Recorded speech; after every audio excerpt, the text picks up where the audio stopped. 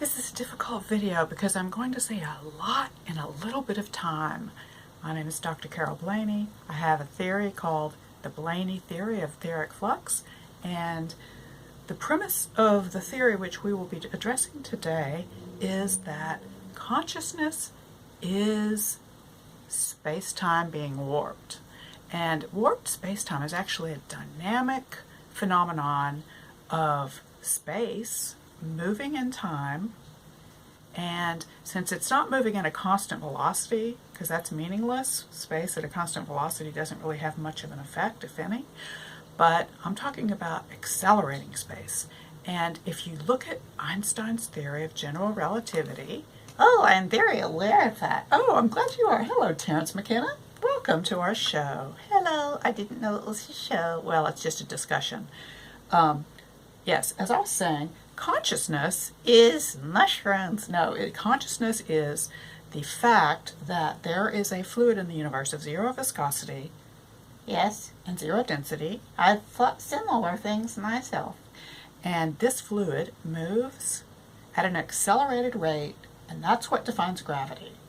When the Earth sucks in space a certain way, according to Einstein's theory of general relativity, that accelerating space is the same as space accelerating through you.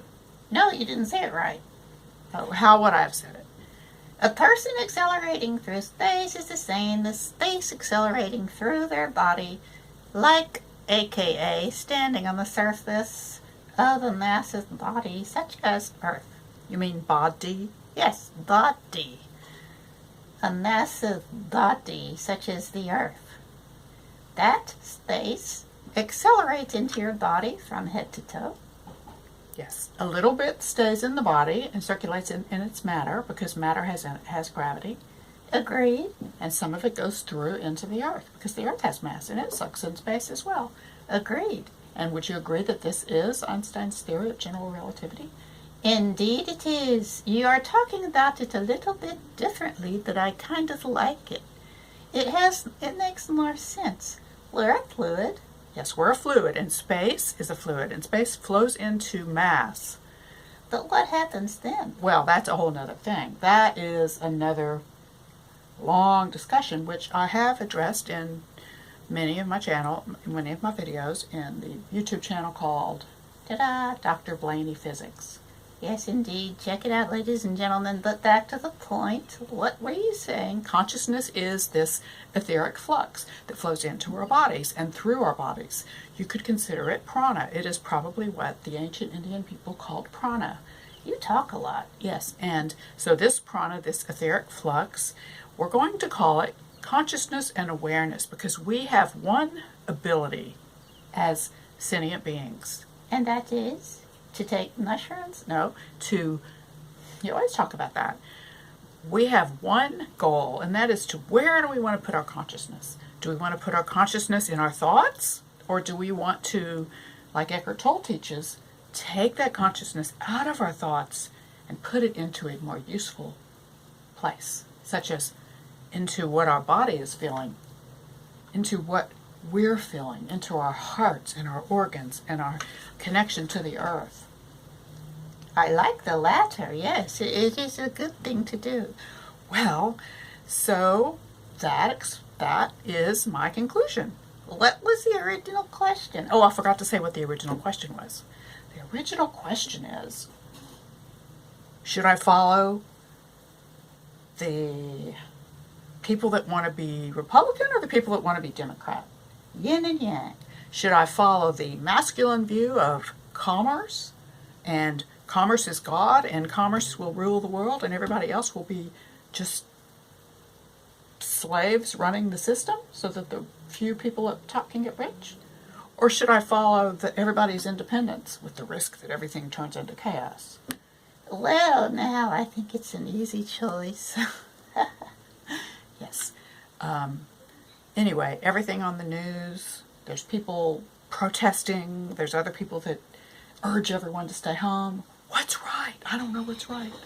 Well, I tell you what, you're confusing me too. Well, but the thing that I thought of that is the solution to all man's questions Is it what Jesus taught all along? And Eckhart Tolle. But here's why. See, they didn't say why this is the ultimate answer to the ultimate question. But I'm telling you why. Because if you put your consciousness into something that's uncomfortable and painful and suffering, you're creating a bigger world of suffering. Because your consciousness is your reality, and it's also the reality of the universe. Mm-hmm.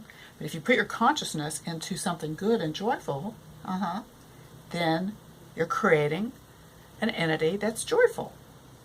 Yeah, so are you going to worship the good or the bad? I'm going to put my awareness in to, and it's not worshiping, it's putting my awareness in. I see. I like the new way you're saying it. Yeah, sounds like Jesus may have been mistranslated. Put your thoughts... No, not my thoughts, my awareness into my body, into the earth, into the structure of what makes my brain in the first place. I'll try it. Let's see. While Terrence is meditating, I'll further go on to explain according to my notes. I have a little cartoon here, and it shows how two cell phones are so much in control of their owners that the cell phones take on a reality of their own. The entities that the cell phones represent are the machine that we're becoming part of as humans. And you can see that the cell phones are dragging the users behind as old appendages that they just drain the power out of those humans, sucking all their intentions and their thoughts and their awareness into the cell phone. And it gives the cell phone life. And the cell phone connects to the internet and connects to the corporate cult and connects to all the profit machines and runs the world and forms a new sort of life. That of the intelligence of the internet, the collective cult of commerce, the government, the one world order, and all that. You're getting a little carried away. Are you a conspiratorial person? No, it's not that. It's just that it's a comic. You see? And the cell phones are high-fiving each other. And they're saying, isn't this great? Look, we have a new life, and it's being powered by these silly humans. Looks like the Matrix to me. Well, it is the Matrix a little bit. But we don't have tubes into our stomach yet feeding us, but we do have Uber delivery for to-go meals. It's very hauntingly close, hauntingly similar. Well, point being is let me go back to my notes that I was writing. Are you just going to read it? Okay, I'll read my notes from my insight. Okay, go ahead. So, are you powering your thought forms with your intended awareness? Or are you getting to be one with your gadgets, your TV, some kind of a screen, your music? Are you becoming one with that? Or are you autonomously directing your thoughts and your thought forms and your awareness and your consciousness to where you want to direct it?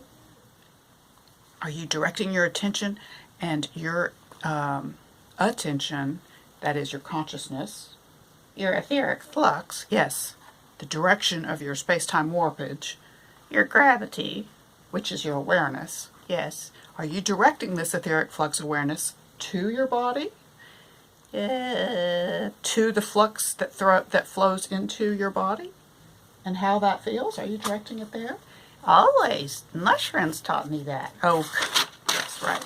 Well, I learned it on my own. I don't need mushrooms. You say that, Carol, but you should try it. No, thank you. So as this new world order, man connected to machine, tries to form, what consciousness pattern will then take over this life system of Earth? I don't even want to think about that. The commerce control entity, rife with deathly cult crap, and is itself ruled by a dark, sinister side. Everyone that goes into it never comes out. Oh, but how do you know they're enjoying it or not? it's like a black hole. You don't know if they're enjoying it or not. But even if they did enjoy it, I wouldn't want to enjoy something that wasn't good for other people. And that's what they do. Yes, I know. I want to enjoy something that's good for everyone, because otherwise it's not enjoyable by definition, because I can't enjoy something if I know I'm hurting someone else. Is that why you don't indulge in hamburgers? That's why I don't indulge in hamburgers. I had a hamburger yesterday. Well, I forgive you. You're a dog. What's that supposed to mean? Well, I did say a prayer to please God forgive me for killing this cow. Well, at least you did that. Let's see. So are we putting our attention into this deathly commerce cult? Or are we putting our attention, our awareness, our life force into another, better, different, more fulfilling etheric flux pattern? Oh, such a poet. And if we are putting it into the good etheric flux pattern of happiness, gratitude, love, and joy, then we're doing the best we can for the universe. Why, pray tell? To be happy in the moment. Why, pray tell, does that help the universe? It might help you. But we're all connected. And I'm making my contribution to the collective life force positive. I see. Uh-huh. If we're all happy, our machine will not become extinct. Why do you say that? Well, because think about it. Human beings eat yummy foods because healthy foods make our tongues happy. Well, it used to be that way before man invented food made by machines with fake flavorings. Well, I'm still acclimated to the natural foods. I don't like Dr. Pepper, for example. No offense, Dr. Pepper, that she doesn't like your drinks. And I do really enjoy fresh fruits and vegetables. To me, they taste the best. Well, aren't you? Are you a little bit of a bragger, aren't you, Carol? Yes, I'm bragging about how much I like natural foods. Well, at least I'm open about it. Let's see.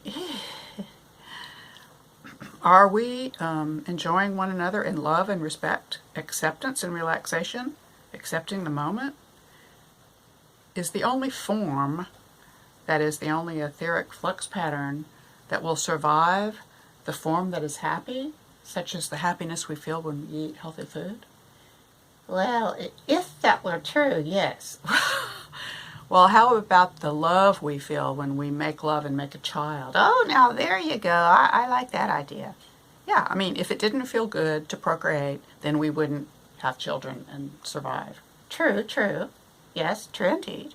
So we need to keep that alive. So that's a positive thing. So that can teach us that it's important to develop and invent and create and co-create. Get on with your point, to co-create a entity of lifeness. Yes, I like native words. Lifeness that is happy and positive. Because if we do that, then that entity will want to survive and want to exist. I'm halfway with you. Well, it was a great insight when I had it an hour ago. Yes. And I'll just read this. It is because the other being of commerce consciousness, that energy soup, it isn't sustaining because it isn't enjoyable. Mm-hmm. There is no room for joy to fit in that model. Yes, I see. So in order to not go in that model, just think happy thoughts. Well, it's a little bit more than thinking happy thoughts. You do have to practice. You do have to have discipline and train your mind to be happy. And you have to chant and sing music and be happy and send thoughts of love and practice gratitude and all that. Sounds like a lot of work. Well, it's not work once you get used to it. But at least you know you're doing the right thing, right? If you say so. If instead you use your allocated space, your allocated consciousness, to be and experience goodness, gratitude, love, peace, calm, and acceptance, that means you're voting for joy. And your vote counts, ladies and gentlemen. So the joyous machine is allowed to exist. And it can't exist unless we make it exist by being joyous ourselves and using our consciousness to flow into that kind of entity. Oh, you sound scary, Carol. Well, I don't know what else to call it. Life force. The solution then is to always strive to and train to be happy, loving, grateful, calm, And chill. and chill. The more who do this, the happier we all are, and the less energy is leaked into the yucky commerce cult entity. Okay, you heard it, ladies and gentlemen. Do what she says. Now, let's think about how happy we are that we have a camera That can film us. that can help you practice your ventriloquial My ventriloquial skills. You said it.